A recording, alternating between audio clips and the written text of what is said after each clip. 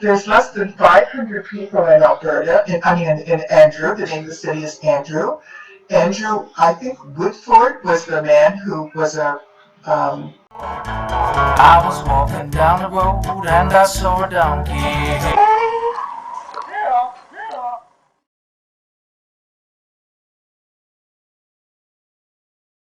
The little town of Andrew is less than 500 people. A lot of people moved out because the co-op closed and they employed 40 people. And then the oil and gas industry tanked to some degree and people moved out. So almost every business here in this little town is for sale.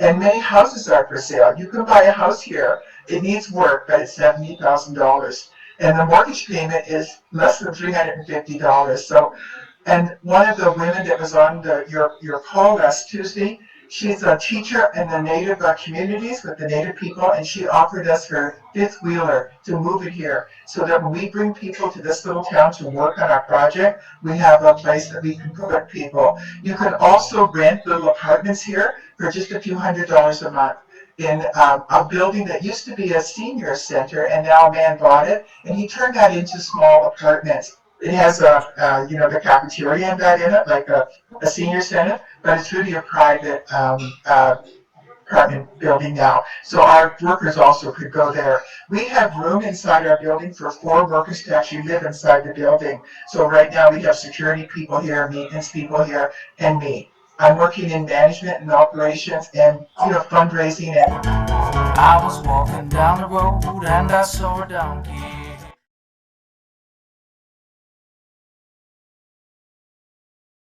We would like to buy the whole town.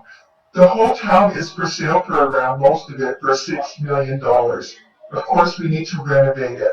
But it was established in the early 1900s or late 1800s. The streets are very wide here. So the streets were designed in order to park horse and buggies.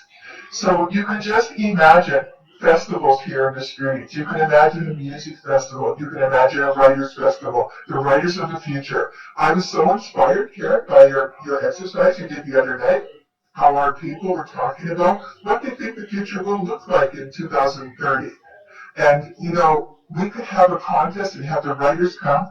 And I loved, what Karen said about, having edible gardens everywhere throughout our community and having our, cherry trees and apple trees, and everybody in the community can just go pick what they need, like a bag of apples or a bag of cherries. And I would really like to bring the one town idea, that way of management and that way of governing ourselves so that we have private member association. We buy the buildings in the town, and we look to see what are the skill set of the people in our town, and then we start businesses. And then everybody in a PMA gives a certain amount of hours every month to work free in our businesses.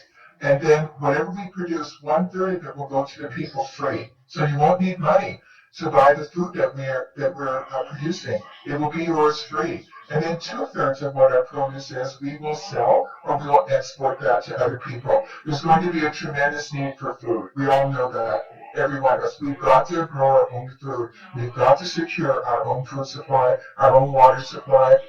The town will become a hotspot for families to move to. We have a beautiful little school here. There's less than 60 students there. But that school and the library and the municipal building are all one building. It's very attractive. It's very clean. And they have a staff there of teachers that are very dedicated to these children. And then we'll have our healing center. And, Mary Jane will help us to set up our governing of how we're going to cause no harm and how we're going to all be productive and how we're going to have our articles of how we can govern ourselves. And when I present this to people, they get all excited because it hits their heart. Well, a man said yesterday when I delivered this to his family, he said, I've been thinking about this for 20 years. He said, give me the package. And, he invited me for lunch. I had lunch, and then he said, you got your presentation to show me, don't you? And so I did, and the whole family, 2 brothers and their families sat to listen to the presentation about one small town.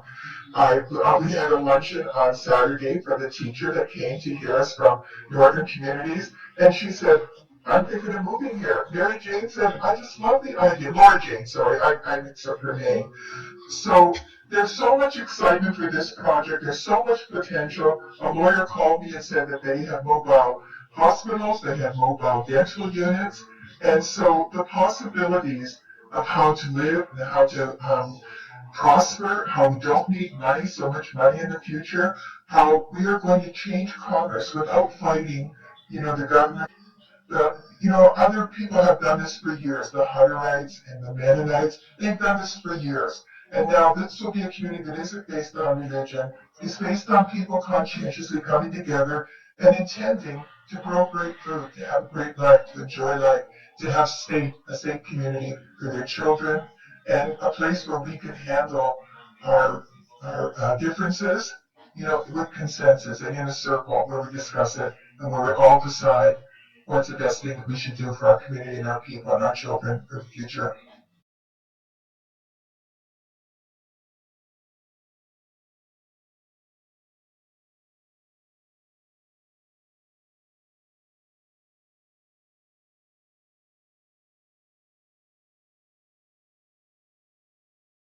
Besides the Life Force Canada Academy, now we're going to have Life Force Canada Town Takeover. Now we're going to have Life Force Canada Town Takeover. Now we're going to have Life Force Canada Town Takeover section.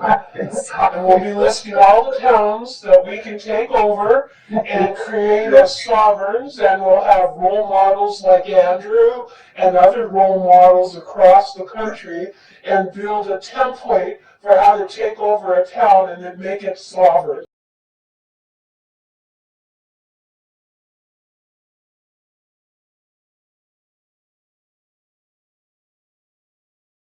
Ray kind of brought up the subject that made me think maybe some concern with, say, this project being hugely successful and somewhat advertising it in the website and drawing a lot of attention to it. Do you think that you draw people that might want to sabotage the effort? You would know maybe more about that than some of the rest of us.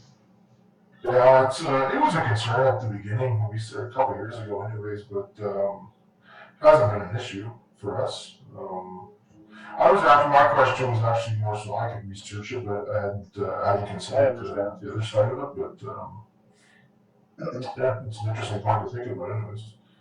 To me, this is, Andrew is kind of like off the beaten path and a little bit isolated, and to me, it's private. Now, I'm not sure if it's a benefit to draw attention to it, or maybe a benefit to keep it low key. That's something I'm just considering. Well, the best, what I found anyways, approach is kind of like the tortoise and hare sort of deal, is just sustained effort, right? Just kind of trudge along, do a new business, do a new thing, just kind of trudge along. Before you know it, you have a sovereign town, right? I've never found success to be all that much fanfare. It just kind of happens, and you're like, hey, we're sovereign, kind of deal, right? So, it's just a good discussion, anyways. It'll happen organically. Yeah, pretty much. Absolutely. Well, it's